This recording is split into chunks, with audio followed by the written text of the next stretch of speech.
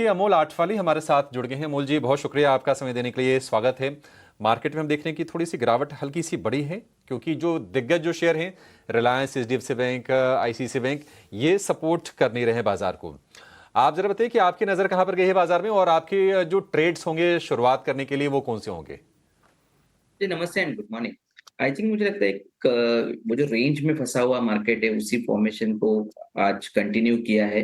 Second half important रहेगा, अगर market में बाउंस बैक आता है और 24,700 अगर क्लियर होता है तो एक जो पुल बैक फॉर्मेशन है वो कहीं ना कहीं कंटिन्यू होता हुआ हम देख सकते हैं। पिक्स की बात करेंगे तो पहला मेरा जो पिक्स है पोजिशनल पॉइंट ऑफ व्यू से एक्सिस बैंक की तरफ जा रहा हूँ। पोजिशनल पॉइंट ऑफ व्यू से 1075 के आसपास मैंने पिक किया था। पोजिशनली टारगेट निकल के आ रहे 1120 और 1130 के, और स्टॉप लॉस रहेगा उसका 1050 का। काफी करेक्ट हुआ है एक्चुअली, एक बड़े करेक्शन के बाद स्टॉक में एक बॉटम फॉर्मेशन देखने को मिला है और एक रिवर्सल फॉर्मेशन भी हुआ है आज। तो मुझे लगता है कि ये सेटअप जो दिखा रहे हैं, अगर ये रिवर्सल कंटिन्यू रहा तो एक्सिस बैंक में एक टेक्निकल बाउंस बैक आने के चांसेस काफी ब्राइट लग रहे हैं। दूसरा हिंडाल्को के साथ जाना चाहूंगा, वो भी पोजिशनल पॉइंट ऑफ व्यू से 688 के आसपास है। 725 पोजिशनली टारगेट निकल के आ रहे हैं और 675 उसका स्टॉप लॉस लेवल रहेगा। एक डिसेंट फॉर्मेशन में है। कल भी मेटल में अच्छा खासा एक्टिविटी देखने को मिला था। हिंडाल्को की तरफ देखते हैं तो 675 एक क्रूशियल सपोर्ट जोन रहेगा। उसके ऊपर अगर ये स्टॉक सस्टेन होता है तो ये जो टेक्निकल बुलिश सेटअप है वो कहीं ना कहीं कंटिन्यू होता हुआ देखने को मिल सकता है। ठीक है, हिंडाल्को के लिए 675 का स्टॉप लॉस। एक्सिस बैंक हमने देखा था कि नतीजे जब आए थे उसके बाद शेयर की थोड़ी गिरावट बढ़ी थी, और 1050 रुपये का स्टॉप लॉस एक्सिस बैंक के लिए।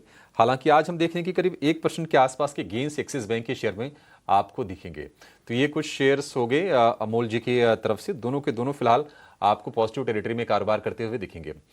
निफ्टी करीब 90 अंक नीचे। निफ्टी बैंक की बात करें तो 100 अंकों के आसपास की गिरावट है। और निफ्टी बैंक में अगर आप 12 शेयर देखेंगे ना, तो 12 में से 8 शेयर मजबूती वाले हैं, 4 शेयर कमजोर हैं। और उन 4 में हम देख रहे हैं कि एचडीएफसी बैंक और आईसीआईसीआई बैंक तो हैं ही।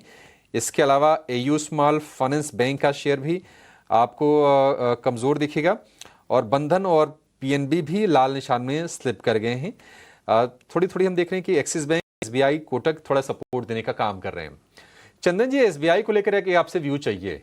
एसबीआई ने बड़ा परेशान किया लोगों को। जो निवेशक हैं वो भी परेशान हैं कि अच्छा, हमने पैसे तो डाल दिए हैं, 800 रुपए से ऊपर शेयर बढ़ नहीं रहा है। और जो ट्रेडर हैं वो वेट कर रहे हैं कि एक बार ब्रेकआउट आ जाए, शेयर चलना शुरू कर दे, तो फिर हम एसबीआई को लेकर अपना व्यू बनाएं।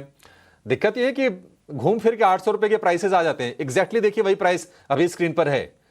चंदन जी, आपका व्यू क्या है एसबीआई को लेकर? क्या ये पॉलिसी थोड़ा ट्रिगर करेगी शेयर को? देखिए, एसबीआई में जब जब ब्रेकआउट होता है वो ब्रेकआउट फेल हो जाते हैं, और आज से लगभग 13-14 दिन पहले यही कहानी हुई थी। 842 के हाई बनाए थे और वहां से continuously lower top lower bottom बनाता हुआ 786 आ गया। बट साथ में ये भी बात इसमें है कि नीचे के लेवल पे कोई ना कोई रीजन से सपोर्ट बेस्ड बाइंग आ रहा है। पिछले 12 सप्ताह की बात करें तो नीचे में 780 एक मेजर सपोर्ट का काम कर रहा है, वहीं ऊपर में 830 840 एक मेजर हर्डल का काम कर रहा है। कल के दिन इसने लगभग 786 के सपोर्ट से टर्न हुआ है, तो मेरे हिसाब से 780 टू लेके 830 ये दायरा हमें इस काउंटर में सेलेक्ट करना चाहिए। बड़ा डाउन साइड भी नहीं है तो बड़ा अपसाइड नहीं है, कहीं ना कहीं positive to range bound kind of setup इस काउंटर में देखने को मिल रहा है। एसबीआई को लेकर ये भी देखते हैं कि अपने रेंज से कब ये निकलता है। लगातार कंसोलिडेशन वाले जोन में बना हुआ है।